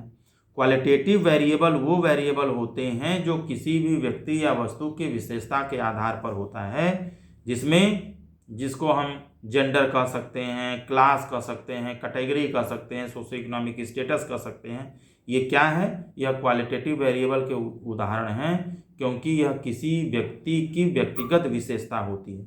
जैसे जेंडर किसी व्यक्ति की व्यक्तिगत विशेषता है, क्लास अगर कोई बच्चा क्लास 5 में पढ़ रहा है तो वह उसकी व्यक्तिगत विशेषता है। उसको आप अगर कोई कैटेगरी, कोई सोशल कैटेगरी, कोई किसी सोशल कैटेगरी से बिलोंग करता है तो वह उसकी व्यक्तिगत विशेषता है, जिस भी सोशियो इकोनॉमिक स्टेटस से बिलोंग करता है वो उसकी व्यक्तिगत विशेषता है। तो क्वालिटेटिव वेरिएबल ऐसे वेरिएबल होते हैं जिनका मापन तो संभव होता है, लेकिन यह किसी व्यक्ति की व्यक्तिगत विशेषता से संबंधित होते हैं। और दूसरा क्वांटिटेटिव वेरिएबल होता है, मैंने थोड़ी देर पहले इसके ऊपर बात की थी, इसलिए बहुत संक्षिप्त में बताऊंगा कि क्वांटिटेटिव वेरिएबल वो वेरिएबल होता है जो मात्रात्मक होता है, जिनमें हम मैथमेटिकल एक्टिविटीज़ का उपयोग कर सकते हैं और नंबर्स का उपयोग कर सकते हैं, संख्याओं का उपयोग कर सकते हैं। और जब भी हम क्वांटिटेटिव वेरिएबल की बात करते हैं, इसके भी अलग अलग प्रकारों की बात विद्वान करते हैं। यानी क्वांटिटेटिव वेरिएबल दो तरह का होता है, एक कंटिन्यूअस वेरिएबल होता है और दूसरा डिक्रीट या डिसकंटिन्यूअस वेरिएबल के बारे में विद्वान बताते हैं। तो कंटिन्यूअस अगर वेरिएबल की बात करें, यानी क्वांटिटेटिव वेरिएबल का जो पहला प्रकार है जिसको कंटिन्यूअस वेरिएबल बोलते हैं, यह ऐसा क्वांटिटेटिव वेरिएबल होता है, यानी कंटिन्यूअस वेरिएबल क्वांटिटेटिव वेरिएबल का एक ऐसा प्रकार होता है जहां पर किसी भी व्यक्ति के या किसी भी वस्तु के या किसी भी घटना के विशेषता को हम अनंत रूप में माप सकते हैं, एकदम लोवेस्ट वैल्यू तक हम माप सकते हैं, उसका मापन किया जाना संभव हो। जैसे मान लीजिए कि अगर हम टाइम की बात करें तो टाइम को हम घंटे से लेके, मिनट से लेके, सेकंड से लेके, मिली सेकंड से लेकर के और भी नीचे तक जितने भी उसके पैमाने हैं वहाँ तक हम इसका मापन कर सकते हैं। हम वेट को भी बहुत बड़े से लेकर के बहुत छोटे स्तर तक बांट सकते हैं, स्पीड को बहुत ज़्यादा से कम के तरफ बांट सकते हैं, एज को, वेट को, लेंथ को, सैलरी को हम क्या कर सकते हैं, एकदम छोटे से छोटे स्तर तक, बड़े से लेकर के छोटे स्तर तक हम इसको माप सकते हैं, लोवेस्ट वैल्यू तक हम इसको माप सकते हैं। इसीलिए इसको क्या बोला जाता है, कंटिन्यूअस वेरिएबल बोला जाता है। और यह क्वांटिटेटिव वेरिएबल का क्यों पार्ट है, क्योंकि इसमें हम संख्याओं का उपयोग कर सकते हैं। अब बिना संख्या का उपयोग किए आप किसी भी व्यक्ति के एज को या उसके वेट को या स्पीड को आप नहीं जान सकते, ठीक है, आप टाइम को नहीं जान सकते। तो चूंकि इसमें संख्याओं का उपयोग किया जाता है और एकदम स्मॉलेस्ट वैल्यू तक हम उसका मेजरमेंट कर सकते हैं, मापन कर सकते हैं, इसलिए इसको कंटिन्यूअस वेरिएबल बोला जाता है। और जो दूसरा है इसको डिक्रीट वेरिएबल या डिसकंटिन्यूअस वेरिएबल बोला जाता है, क्योंकि इस वेरिएबल को या इसके अंतर्गत आने वाली विशेषता को हम लोवेस्ट वैल्यू तक माप नहीं सकते, उसका निर्धारण नहीं कर सकते। अब जैसे मान लीजिए कि हम कहें नंबर ऑफ फैमिली मेंबर्स, तो नंबर ऑफ फैमिली मेंबर्स को आप 2.5, 3, 3.25 नहीं कह सकते। मेरे घर में 3.5 लोग रहते हैं, मेरे घर में 3.25 लोग रहते हैं, ऐसा आप नहीं कह सकते। जब भी फैमिली मेंबर्स की बात होगी और वह एक पूर्ण संख्या में बात होगी, 2 लोग रहते हैं, 4 लोग रहते हैं, 3 लोग रहते हैं, 10 लोग रहते हैं, आप पूर्ण संख्या में बात करेंगे। या number of students in the class की बात करिएगा तो ये आप पूरी संख्या की बात करिएगा, 100 बच्चे हैं, 25 बच्चे हैं, 30 बच्चे हैं, 50 बच्चे हैं, आप इस तरीके से बात कर सकते हैं। आप उसको एकदम कंटिन्यूअस में यानी लोवेस्ट वैल्यू तक पॉइंट में आप नहीं लिख सकते, इसीलिए इसको डिक्रीट या डिसकंटिन्यूअस वेरिएबल का नाम दिया गया है। अब डिक्रीट या डिसकंटिन्यूअस वेरिएबल भी जिनको हम लोवेस्ट वैल्यू तक माप नहीं सकते, इसको भी विद्वानों ने अलग अलग 3 भागों में बांटा है।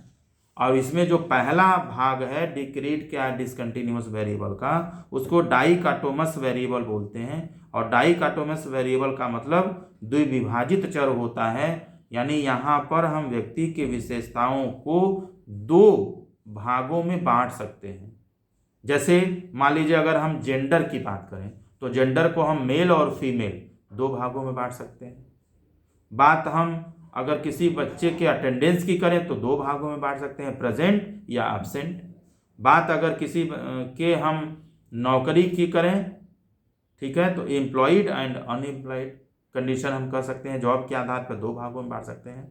तो ऐसे वेरिएबल, ऐसे डिक्रीट या डिसकंटिन्यूअस वेरिएबल को डाइकोटोमस वेरिएबल बोला जाता है, द्विविभाजित चर बोला जाता है, जिनकी विशेषताओं को हम दो भागों में ही बांट पाएँ, जिसका उदाहरण मैंने आपको बताया। और दूसरा जो प्रकार होता है जिसको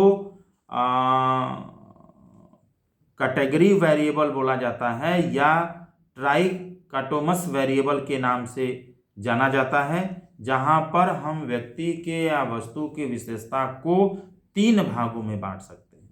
अब जैसे मान लीजिए कि अगर हमें किसी भी गेम में जो पोजीशन आता है उस पोजीशन को अगर हमें बांटना हो तो हम क्या कर सकते हैं, फर्स्ट, सेकेंड एंड थर्ड।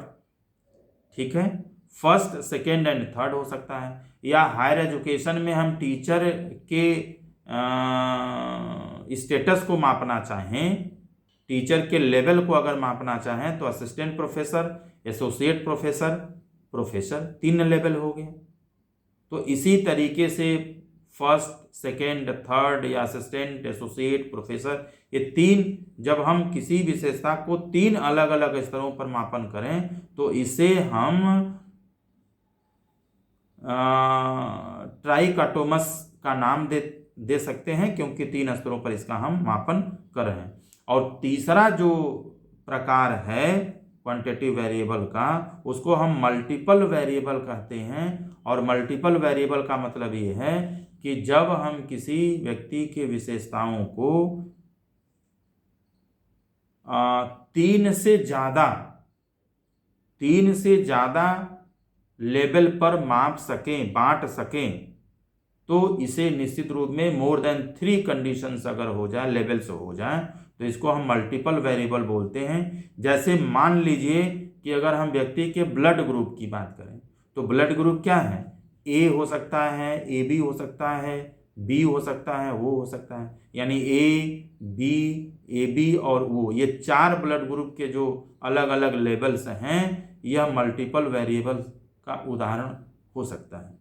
प्रिय विद्यार्थियों, मैंने आपको अभी तक वेरिएबल क्या होता है, कितने तरीके का होता है, इस पर विस्तार से बात की।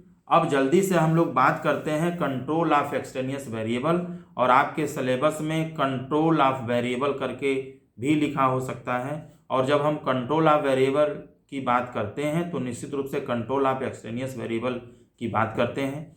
यानी ऐसे कौन कौन से टेक्निक्स हैं, मेथड्स हैं, जिनका उपयोग हम एक्सटेनियस वेरिएबल के कंट्रोल करने के लिए, नियंत्रित करने के लिए करते हैं, इस पर हम लोग बात करेंगे।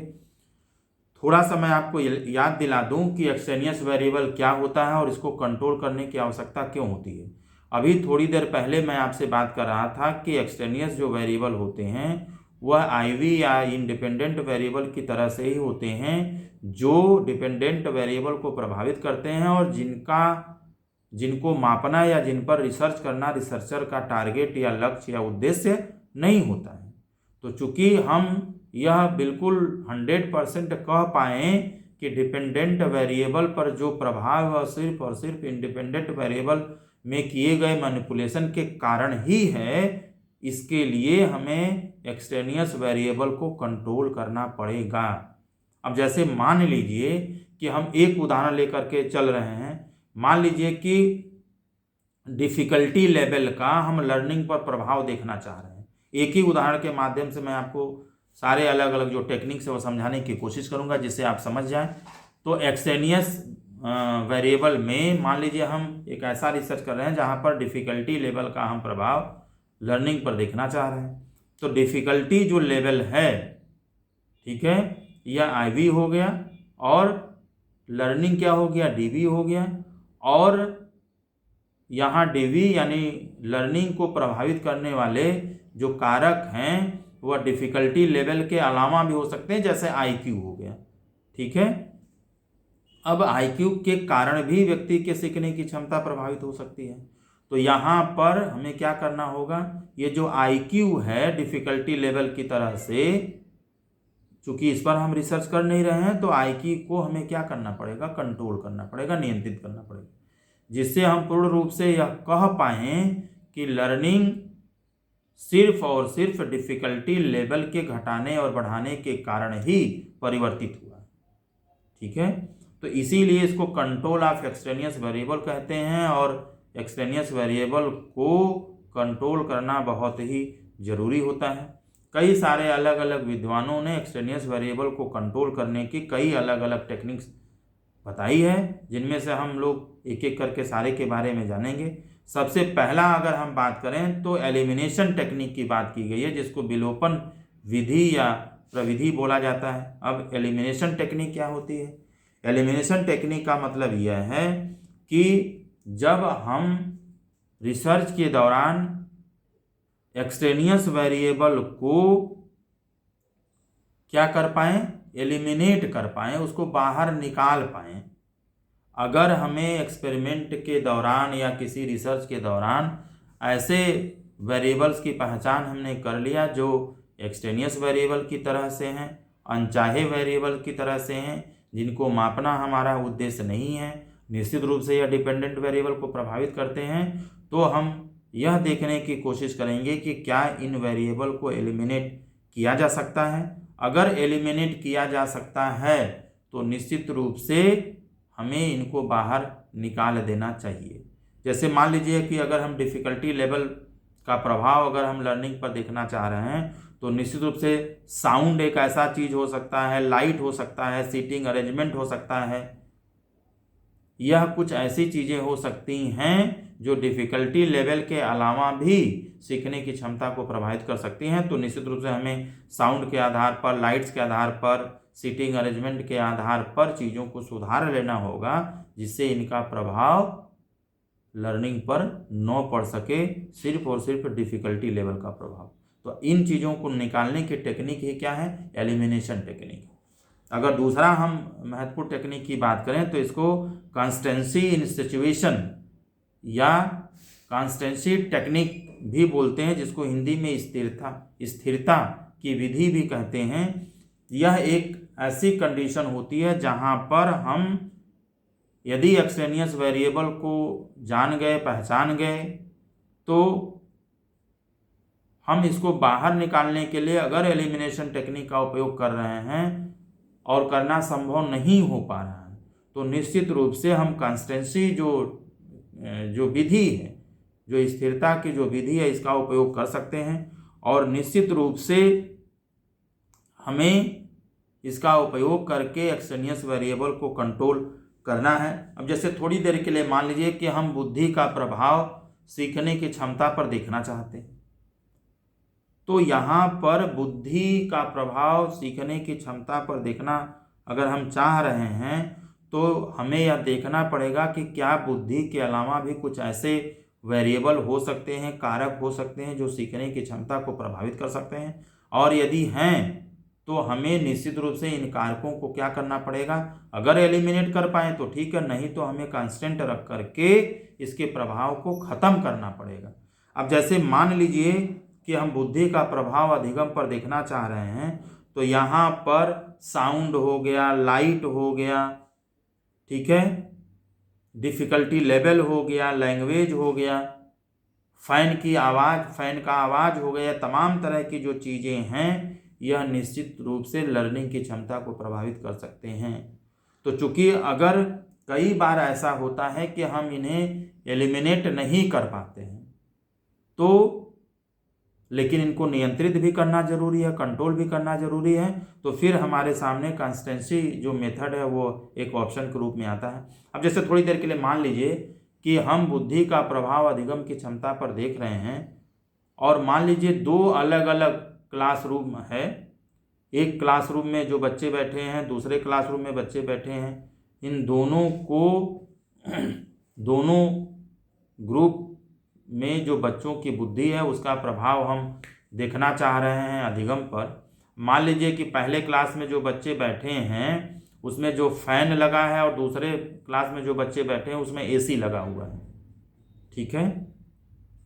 तो पहले क्लास में जो बच्चे बैठे हुए हैं, हम सिर्फ और सिर्फ उनके बुद्धि का प्रभाव देखना चाहते हैं सीखने की क्षमता पर। दूसरे भी रूम में जितने बच्चे बैठे हैं उनके भी बुद्धि का प्रभाव सिर्फ हम उनके सीखने की क्षमता पर देखना चाहते हैं। हम पंखे और एसी का प्रभाव नहीं देखना चाहते।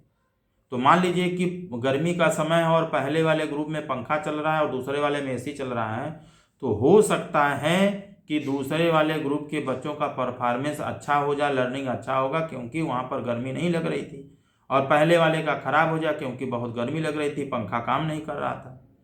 तो यहाँ पर सीखने की क्षमता को प्रभावित करने के लिए इंटेलिजेंस के अलावा टेम्परेचर भी है जो प्रभावित कर रहा है। तो हमें क्या करना पड़ेगा, हमें इस पंखा और एसी को कंस्ट्रक्ट करना पड़ेगा। यानी या तो हम पहले क्लास की तरह से दूसरे क्लास में भी पंखा लगवा दें, या तो पहले क्लास में भी दूसरे क्लास की तरह से एसी लगवा दें, या दोनों में ही पंखा हटवा दें या दोनों में ही एसी हटवा दें। कुछ न कुछ ऐसी व्यवस्था करना पड़ेगा जो दोनों में टेम्परेचर के रूप में इन चीज़ों को कंस्टेंट कर सके, और प्रभाव हमें सिर्फ और सिर्फ सीखने पर इंटेलिजेंस का ही दिखाई दे। ठीक है, यहाँ पर निश्चित रूप से हमें सबसे आसान तरीका ढूंढना पड़ता है। जैसे अगर मान लीजिए पहले वाले क्लास में पंखा चला है तो दूसरे वाले क्लास में भी हमें पंखा चला करके ही करना चाहिए, या अगर पहले वाले में पंखा हम बंद कर दें तो दूसरे वाले में भी बंद कर दें, ताकि गर्मी का जो प्रभाव और टेम्परेचर का प्रभाव जो है दोनों ग्रुप पर, दोनों क्लासेस में बच्चों के ऊपर बराबर पड़े। ठीक है, या इसको आप दूसरे उदाहरण से भी समझ सकते हैं। मान लीजिए ये पहला क्लास है जिसमें पंखा लगा हुआ है, वो kit kit kit kit kit कर रहा है, हल्ला कर रहा है, शोरगुल कर रहा है, और दूसरे में पंखा लगा है लेकिन बहुत स्मूथ पंखा चल रहा है। तो पहले वाले क्लास के बच्चों का लर्निंग इसलिए ख़राब हो गया क्योंकि पंखा बहुत इरिटेट कर रहा था, और दूसरे वाले में पंखा बहुत सही तरीके से चल रहा था। तो कंस्टेंट्स कैसे करेंगे, यहाँ पर हो सकता है कि पहले वाले पंखा को हम ठीक करवा दें, या तो दोनों में पंखा को बंद कर दें, या तो दूसरे वाले क्लासरूम में पंखा को किटकिट किट वाला पंखा लगा दें, हल्ला करने वाला पंखा लगा दें, तब तो दोनों में बराबर होगा।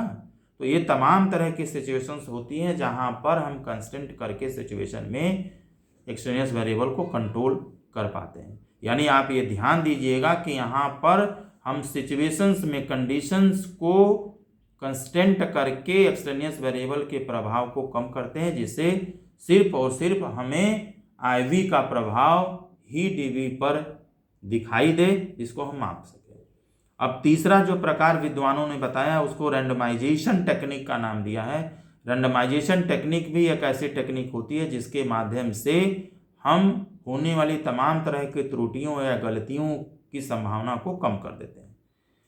मान लीजिए कि आप IQ का प्रभाव लर्निंग पर देखना चाहते हैं, लेकिन किस सैंपल पर देखना चाहते हैं। तो मान लीजिए कि आपने कहा कि जो सरकारी स्कूल है 1 से 5 तक, इन बच्चों पर हम लर्निंग IQ का प्रभाव उनके लर्निंग पर देखना चाहते हैं।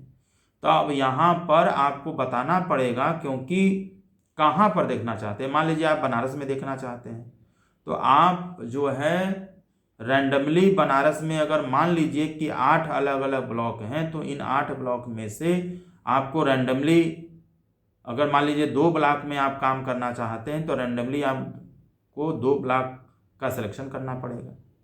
और मान लीजिए 2 ब्लॉक का आपने सिलेक्शन कर लिया तो 2 ब्लॉक में भी जितने स्कूल्स होंगे, उन सारे प्राइमरी स्कूल जो सरकारी विद्यालय हैं, उन सभी 2 ब्लॉकों में जितने भी स्कूल हैं, उन स्कूलों में से जितने भी स्कूलों का आप सिलेक्शन करना चाहते हैं, उन सारे, मान लीजिए कि 2 ब्लॉक में मिला करके, थोड़ी देर के लिए मान लीजिए कि 2 ब्लॉक में मिला करके कुल 500 स्कूल हैं।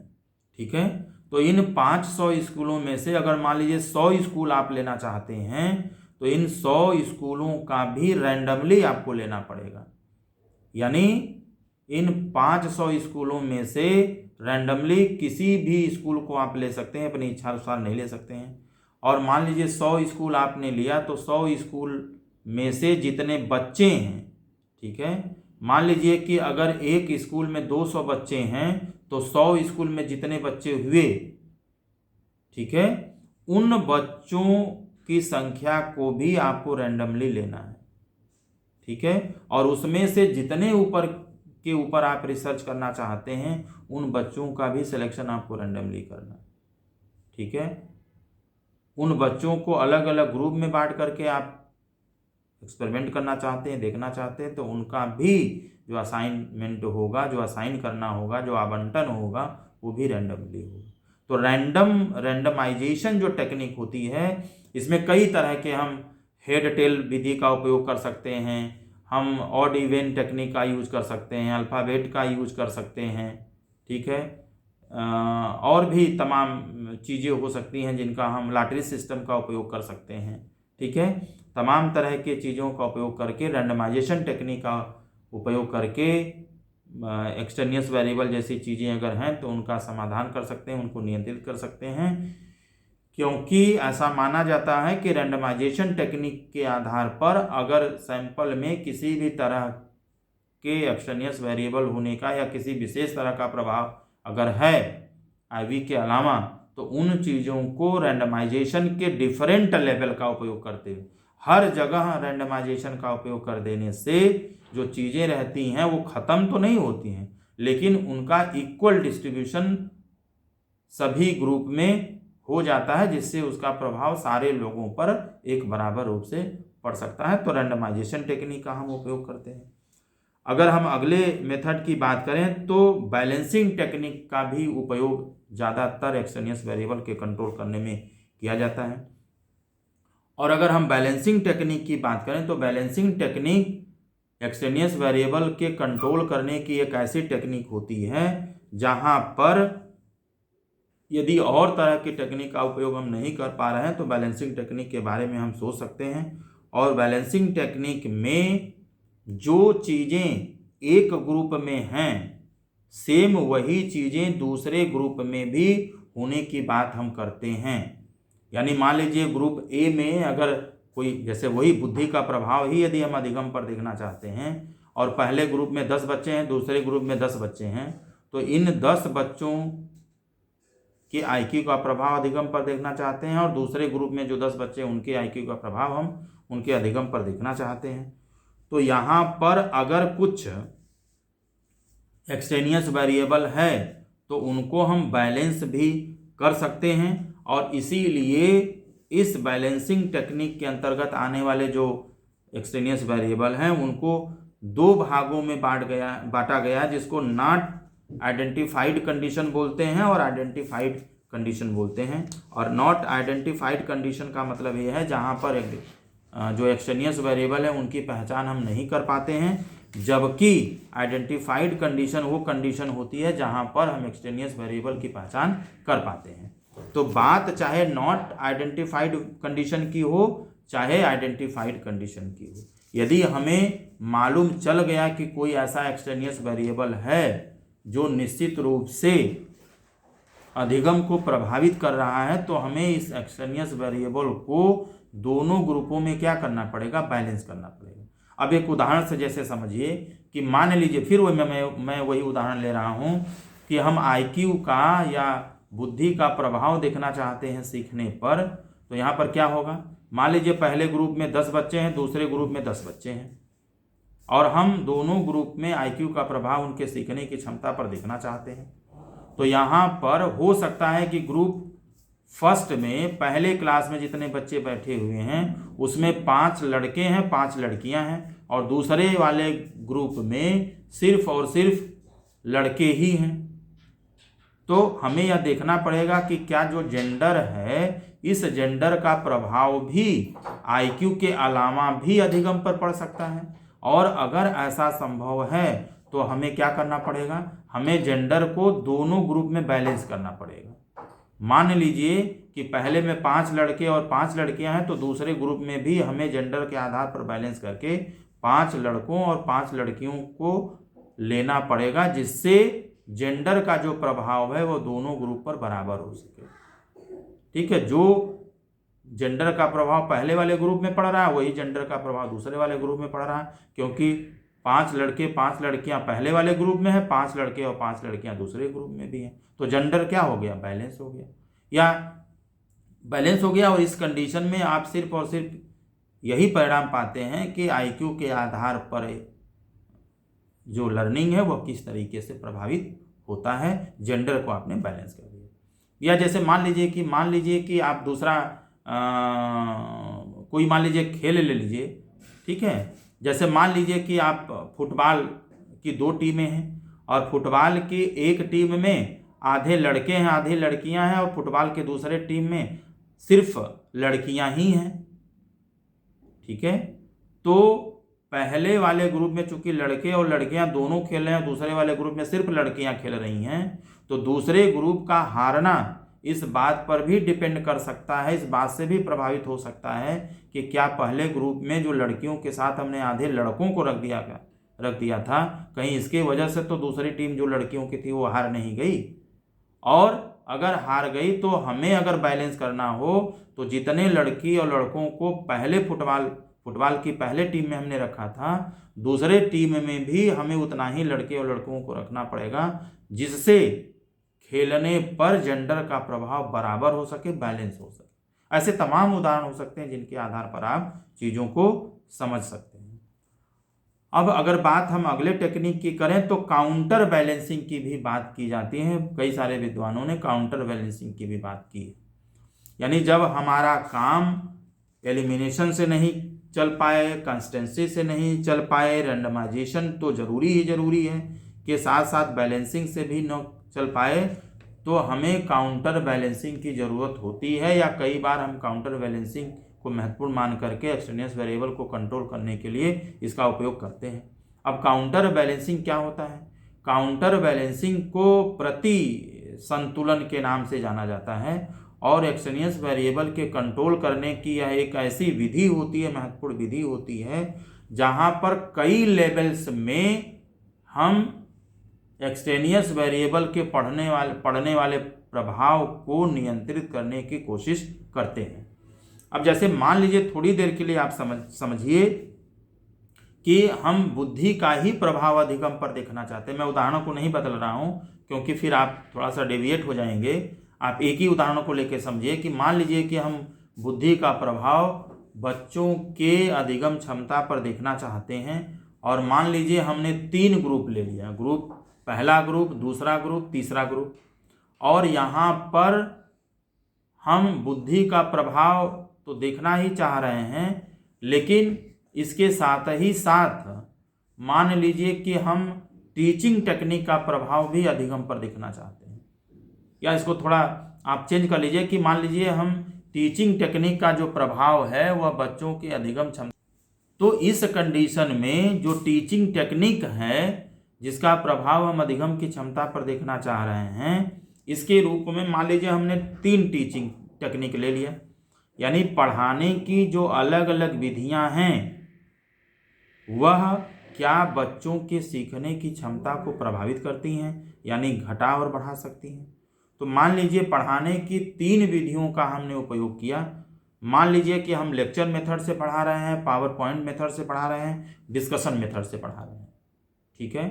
तो पहला ग्रुप हो गया, दूसरा ग्रुप हो गया, तीसरा ग्रुप हो गया। मैं समस्या आपको पुनः रिपीट कर दूं। हमारी प्रॉब्लम ये है कि हम ऐसा जानना चाहते हैं, रिसर्च करना चाहते हैं कि टीचिंग टेक्निक्स का प्रभाव बच्चों की सीखने की क्षमता को प्रभावित कर सकता है, और इसी पर आधारित अगर हम रिसर्च करना चाहते हैं तो हमने मान लीजिए सारी प्रक्रिया करते हुए सारे बच्चों को हमने 3 ग्रुप में, पहले, दूसरे और तीसरे में बांट दिया। पहले ग्रुप को हम लेक्चर मेथड से पढ़ा रहे हैं, दूसरे ग्रुप को हम पावर पॉइंट मेथड से पढ़ा रहे हैं, तीसरे ग्रुप को हम डिस्कशन मेथड से पढ़ा रहे हैं। तो इस कंडीशन में तो यहाँ पर चूंकि पहले को हम लेक्चर मेथड से पढ़ा रहे हैं, दूसरे को पावर पॉइंट मेथड से पढ़ा रहे हैं, तीसरे को हम डिस्कशन मेथड से पढ़ा रहे हैं, तो सिर्फ सिंगल मेथड हो गया ना। पहला ग्रुप जितना भी सीखेगा वह सिर्फ किसकी वजह से सीखेगा? Lecture method. यानी टीचिंग मेथड कई अलग अलग हो सकता है, टेक्निक्स अलग अलग हो सकता है।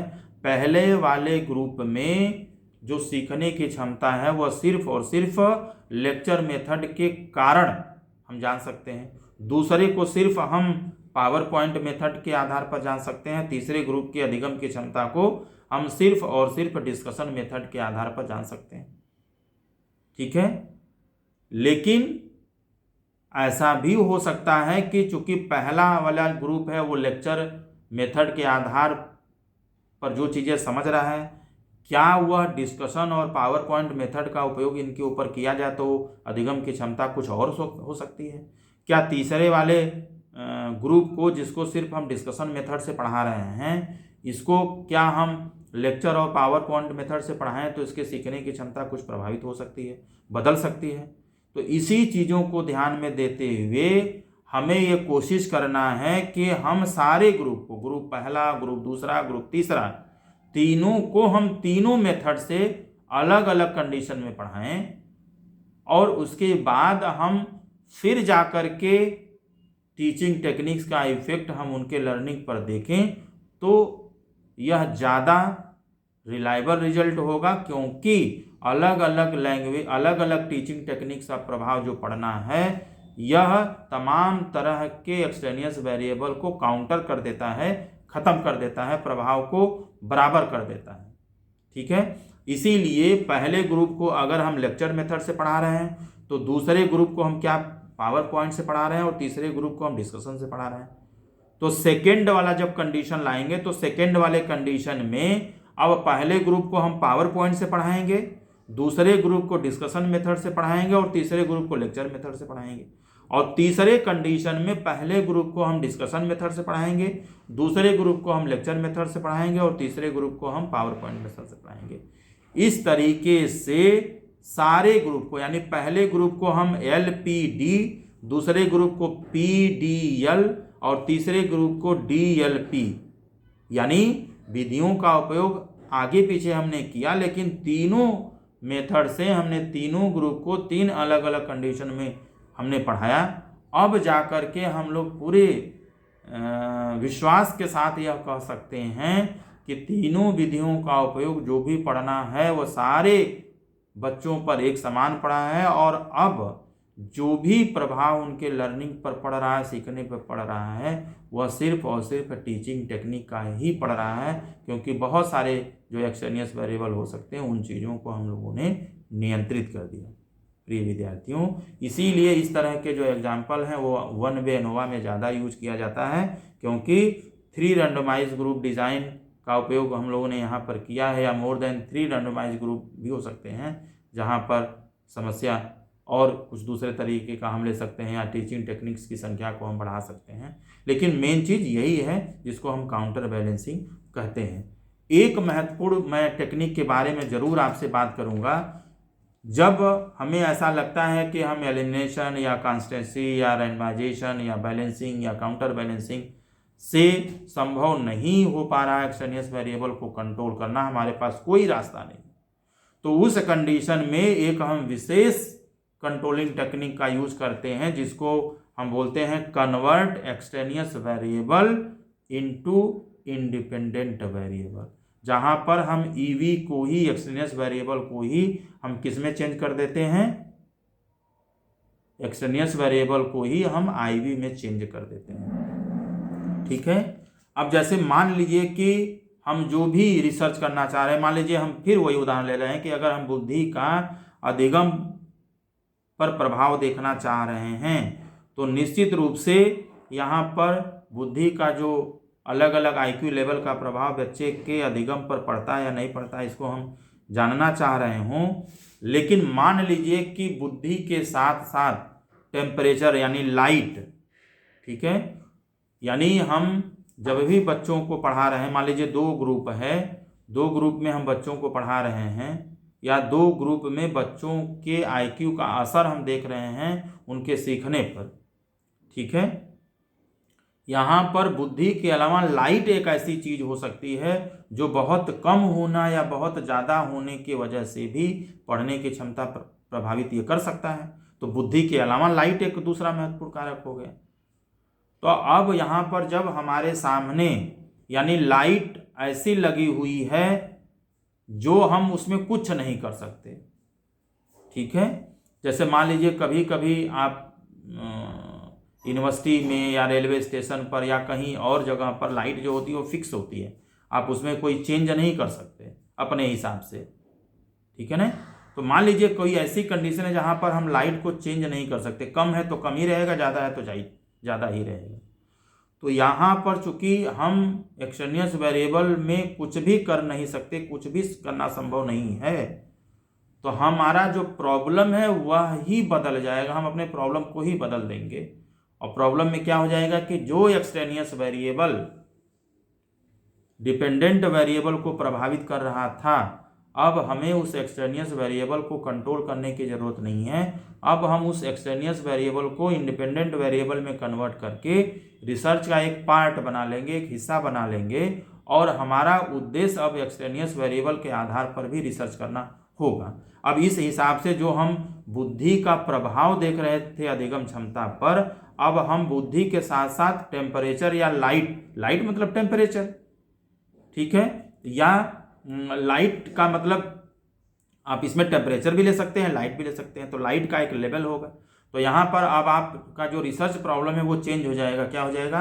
अब आप कह सकते हैं कि बुद्धि and level of lights, light का जो स्तर है, जो एक लाइट का एक मानक आप बना लेंगे कि कितने लेवल की लाइट आपको यूज करनी है। तो असाधारण भाषा में अगर हम कहें तो बुद्धि एंड लाइट्स का इफेक्ट यदि आप देखना चाहते हैं लर्निंग पर, अब आपकी समस्या बदल गई। तो जो लाइट सीखने की क्षमता को प्रभावित कर रहा था, अब वह एक महत्वपूर्ण उद्देश्य हो गया रिसर्च का, और हम दो वेरिएबल को लेकर के, यानी दो आईवी का हम देख रहे हैं कि क्या जो लाइट है, इस लाइट का यानी आईक्यू के साथ, बुद्धि के साथ लाइट का क्या प्रभाव पड़ता है सीखने की क्षमता पर, इन दोनों को लेकर के आप रिसर्च करेंगे। तो यहाँ पर हमें अब एक्सट्रेनियस वेरिएबल के रूप में लाइट को कंट्रोल करने की जरूरत नहीं है। इसको आप एक दूसरे और महत्वपूर्ण उदाहरण से समझ सकते हैं। मान लीजिए कि आप भीड़ का प्रभाव व्यवहार पर देखना चाहते हैं, क्राउड का इफेक्ट आप देखना चाह रहे हैं ह्यूमन बिहेवियर पर। जैसे आप बनारस में जाते हैं, बनारस में बहुत ज़्यादा जाम लगता है, जाम से आप परेशान होते हैं, तो क्राउड यानी जाम का प्रभाव और ह्यूमन बिहेवियर पर या व्यक्ति के व्यवहार पर देखना चाहते हैं। और व्यवहार में भी मान लीजिए आप एग्रेसिवनेस पर देखना चाहते हैं, व्यवहार में भी एक हमने डिफाइन कर दिया, मान लीजिए एग्रेसिवनेस पर देखना चाहते हैं। तो भीड़ का प्रभाव, क्राउड का प्रभाव आप बिहेवियर यानी एग्रेसिवनेस यानी आक्रामकता पर देखना चाहते हैं, तो ऐसा हो सकता है कि जब, यानी इसका क्या मतलब हुआ कि जब जाम का लगना, यानी जाम जितना ही ज़्यादा लगेगा, भीड़ जितना ही ज़्यादा होगी, उतना ही ज़्यादा आपका व्यवहार इससे प्रभावित होगा। यानी एग्रेसिवनेस इस बात पर डिपेंड करता है कि जाम कितना भयंकर लगा है, ठीक है, जाम का जो ट्रैफिक का जो नेचर है वो कैसा है। तो आप यही जानना चाहते हैं कि क्या ट्रैफिक हमारे व्यवहार को प्रभावित कर सकता है? क्या ट्रैफिक की वजह से व्यक्ति का, जाम में फंसे हुए व्यक्ति के व्यवहार यानी एग्रेसिवनेस जो है वो बढ़ सकता है, घट सकता है? आप इस पर रिसर्च करना चाह रहे हैं। लेकिन मान लीजिए टेम्परेचर एक ऐसी चीज है जो समान रूप से व्यक्ति के व्यवहार यानी एग्रेसिवनेस को भी प्रभावित करता है, क्योंकि ट्रैफिक इस बात पर भी डिपेंड करता है कि हम जाड़े के समय में ट्रैफिक में फंसे हुए हैं कि गर्मी के समय में ट्रैफिक में फंसे हुए हैं। ऐसा देखा जाता है कि जाड़े में समान ट्रैफिक होने के बावजूद भी हमारे अंदर जो एग्रेसिवनेस है वो कम होता है, और गर्मी में समान ट्रैफिक के कंडीशन में भी हमारे अंदर एग्रेसिवनेस ज़्यादा होता है, क्योंकि गर्मी बहुत ज़्यादा लगती है। तो गर्मी ज़्यादा लगना यानी ज़्यादा टेम्परेचर होना भी हमारे एग्रेसिवनेस यानी हमारे बिहेवियर को प्रभावित कर रहा है। तो अगर मान लीजिए आप सिर्फ और सिर्फ क्राउड का या भीड़ का या ट्रैफिक का प्रभाव आप ह्यूमन बिहेवियर या एग्रेसिवनेस पर देखना चाहते हैं, और गर्मी का भी प्रभाव उस पर पड़ता है जिसको आप नियंत्रित करना चाहें, तो आप बनारस में ट्रैफिक के साथ जो गर्मी है, अब अगर मान लीजिए जाड़े का समय है तो आप हाई टेम्परेचर कहाँ से लाएंगे, या गर्मी के समय में आप रिसर्च कर रहे हैं तो गर्मी के समय में टेम्परेचर को कम कैसे करेंगे। यानी जाड़ा और गर्मी में टेम्परेचर को घटाना या बढ़ाना आपके हाथ में नहीं है। जाड़े में टेम्परेचर को बढ़ा नहीं सकते, गर्मी में टेम्परेचर को घटा नहीं सकते, लेकिन टेम्परेचर निश्चित रूप से एग्रेसिवनेस को प्रभावित करता है, ये आप जानते हैं, और जिसको मापना आपका उद्देश्य नहीं, आपका मापना उद्देश्य सिर्फ क्राउड का है। तो यहाँ आपके हाथ में कुछ भी नहीं बचता है, सिर्फ एक ही चीज़ बचती है कि इस टेम्परेचर को, हाई और लो टेम्परेचर को आप अपने रिसर्च का हिस्सा बनाएं और टेम्परेचर के रूप में जो एक्सटेनियस वेरिएबल है इसको कन्वर्ट कर दें किसमें, आईवी में, इंडिपेंडेंट वेरिएबल में, यानी मुख्य शोध के विषय में, चर में आप इसको शामिल कर लीजिए, यानी कन्वर्ट कर दीजिए। यहाँ पर टेम्परेचर को जो एक्सटेनियस वेरिएबल की तरह से इसको आईवी के रूप में आप कन्वर्ट कर दीजिए। और अब आपका जो रिसर्च का मुद्दा होगा वह होगा क्राउड एंड टेम्परेचर का इफेक्ट देखना, किसके ऊपर, ह्यूमन बिहेवियर यानी एग्रेसिवनेस के ऊपर। तो अब आप सभी तरह के परेशानियों से बच गए, क्योंकि जो चीज़ प्रभावित कर रहा था उसको आपने एक आईवी की तरह से कन्वर्ट कर लिया और अपने रिसर्च का मुख्य मुद्दा बना लिया। और आपने अपने रिसर्च प्रॉब्लम को बढ़ाते हुए जहाँ पर आप क्राउड का इफेक्ट एग्रेसिवनेस पर देख रहे थे, यहीं अब आप क्राउड एंड टेम्परेचर का इफेक्ट आप एग्रेसिवनेस यानी ह्यूमन बिहेवियर पर देख रहे हैं। तो आपने इसको इस तरीके से नियंत्रित कर दिया और अब आप इसके आधार पर नए तरह का रिसर्च कर सकते हैं, प्रेडिक्शन कर सकते हैं। प्रिय विद्यार्थियों, मैंने आपसे वेरिएबल या चर क्या होता है, यह कितने तरीके का होता है, और साथ ही साथ ऐसे कौन से टेक्निक्स हैं जिनका उपयोग करके हम लोग रिलेवेंट या एक्सटेनियस वेरिएबल को नियंत्रित कर सकते हैं, इस मुद्दे पर हमने आपसे बात की। आप विस्तृत रूप से इसके बारे में पढ़ना चाहते हैं तो आप गैरेट को पढ़ सकते हैं, आप मैगुगन को एक्सपेरिमेंटल साइकोलॉजी पढ़ सकते हैं। अगर आप हिंदी के विद्यार्थी हैं तो आप AK सिंह को पढ़ सकते हैं, जिन्होंने मनोविज्ञान, समाजशास्त्र तथा शिक्षा शास्त्र में सांख्यिकी के नाम से जो बुक लिखा है हिंदी में, आप यहाँ भी इसके बारे में पढ़ सकते हैं। और यदि आप AK सिंह को इंग्लिश में पढ़ना चाहते हैं इस मैटर के लिए, तो टेस्ट एंड मेजरमेंट की जो बुक है इंग्लिश में AK सिंह सर ने लिखा है, आप इस बुक को भी पढ़ सकते हैं। आपको सारा जो चीज़ है और भी विस्तृत मिल जाएगा। आप सभी ने अपना कीमती वक्त दिया, इसलिए आप सभी को बहुत बहुत आभार।